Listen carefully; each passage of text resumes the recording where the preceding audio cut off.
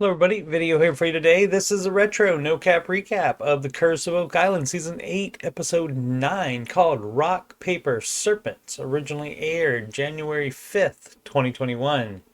If you missed any of my recaps of previous and future episodes, there's a link to my Oak Island playlist in the upper right.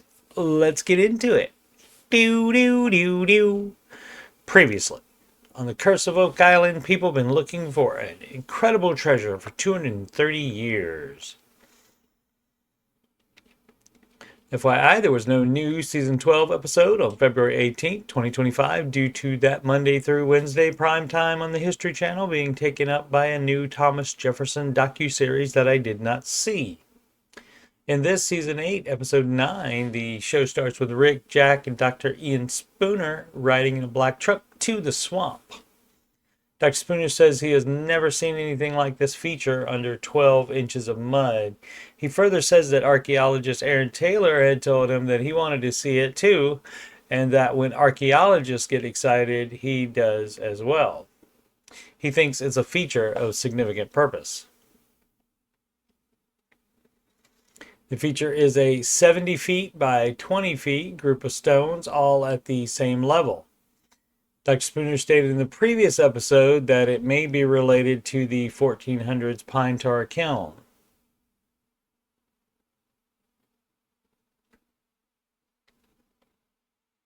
With the swamp being as drained as it can be, Billy will go slowly to try to uncover the feature. Gary will metal detect the immediate vicinity and all of the spoils that Billy dumps. Eventually, Gary does find things, not with a metal detector, but with his eyes that he calls his twin optical receivers. Coal and blue glaze pottery. Pottery, as he says. The pottery matches other pieces recovered from deep in the Money Pit area. After last episode's failure to find a 522 feet tunnel that turns left into a 1,065 feet tunnel to Cone E of Nolan's Cross while drilling into the far western side of the Money Pit area, the team returns to their previous project. A grid system drilling program to try to determine the location of the chapel vault. They believe that due to their own searching, as well as the many previous groups and the flood tunnels themselves, the vault has fallen down lower into a void.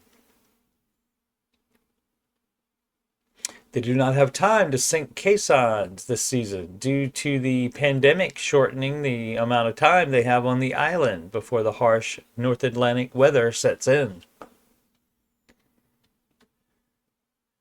Back in the swamp, Gary makes another find that Dr. Spooner suggests may be part of a piece of jewelry. Gary says possibly a brooch. They've found others on the eastern side of the island over the past 3 years, including this garnet from the 1500s that was gold plated. Unfortunately, the muck covering the stones is too wet to be completely removed, so they will give it another day to dry out. Back in the Money Pit area, they have not found any evidence of a collapse or debris field. The next borehole will be one near the RF1 caisson location. From that caisson, the team recovered old wood with Roman numerals etched into them, ancient tunneling tools, and coconut fiber, leading the team to believe those items could be from the collapsed original Money Pit shaft. The next borehole is H-6.5. In the war room, Doug gives a presentation on serpent mounds for Rick and members of the team, including archaeologists Laird, Aaron, and Miriam, after his discovery of a snake-like pile of boulders and soil on Lot 15 near the pine tar kiln. He says this is the shape that he sees when he looks at it. Doug shows the location with the map upside down for some reason, and says it's near the pirate pile / cairns, as well as being almost at the highest point on the island. The Ontonabe Serpent Mound in Ontario, Canada is 189 feet long and 4 to 5 feet high. The mound Doug found is 134 feet long and about 4 feet high.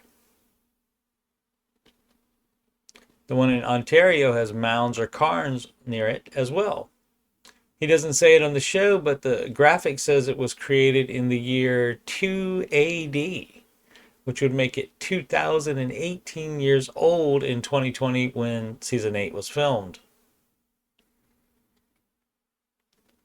The things that all serpent mounds and the Oak Island find have in common are stone and soil construction, average 4 feet high, and located on prominent hillsides overlooking water, having a mound in front of the head and nearby smaller mounds or cairns.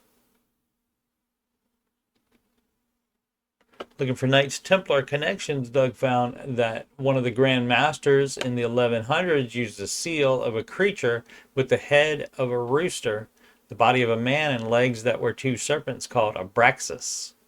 The seal appears in a 1214 French charter. Ancient gemstones also bore this seal, and it is said that many of these gemstones were in Templar treasuries. It is also a symbol of knowledge.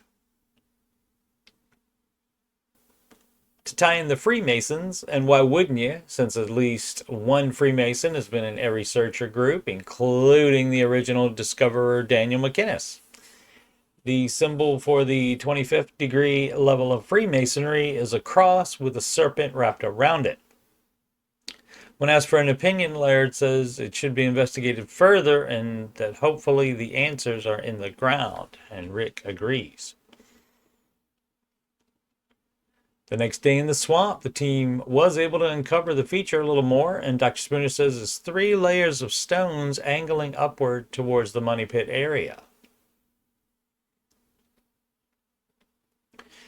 Narrator Robert Clotworthy wonders if it could be related to the paved area dated by Dr. Spooner to 1200 AD. The date for the layer of soil below the new feature is early 1700s. The money pit was discovered in 1795, so anything before that is always interesting. Dr. Spooner says the next step would be to find artifacts to put the structure in contact, so it's time to send in the archaeologists. Speaking of the archaeologists, Aaron and Miriam, along with Alex Lagina, found charcoal 1 inch below the soil of the Oak Island Serpent Mound. Craig reveals the carbon dating of the charcoal via video conferencing to the War Room as 1320 to 1440. Our narrator wonders if the charcoal, the Zena Halpern map dated 1347, and the lead cross, also dated to the 1300s, are connected. Also by video conferencing, Aaron says that changes the history of the entire region if that's true. He goes on to say that the only people before 1496 were the Vikings with their one found settlement in Newfoundland, so it puts history on its head. Just northeast of the feature in the swamp, Gary has decided to metal detect just outside the muck, but along that path to the money pit area. He finds a British coin, but unfortunately it's dated 1919. Still part of the history of Oak Island, though. He also finds what he thinks is a plumb bob and put a date of 1600s on it.